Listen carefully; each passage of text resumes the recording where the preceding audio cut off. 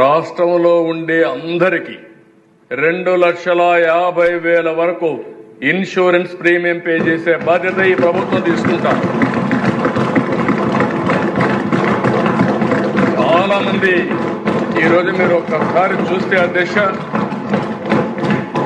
ఈరోజు మీరు చూస్తే మధ్యతరగతి చాలా సఫర్ అవుతున్నారు.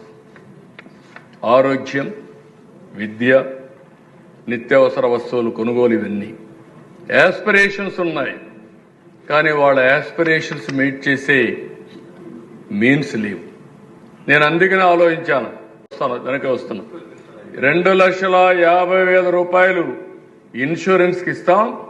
దానిపైన వచ్చేది మొత్తం వైద్య సేవ కింద ఎంత, ఎన్టీఆర్ వైద్య సేవ కింద 25 లక్షల రూపాయల వరకు అందులో ఇస్తామని చెప్పి మీకు తెలియజేస్తున్నాను.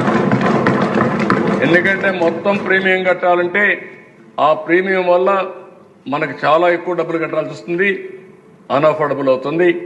అందుకే మినిమం 2.5 లక్షల వరకు అందరికీ పెట్టి మిగిలిన పేదవాళ్ళందరికీ 25 లక్షల వరకు ఆర్థిక సహాయం చేసే కార్యక్రమం ఎన్టీఆర్ వైద్య సేవలు ఇస్తాం. 2 బ్యాలెన్స్ చేసుకుంటాం. దీనివల్ల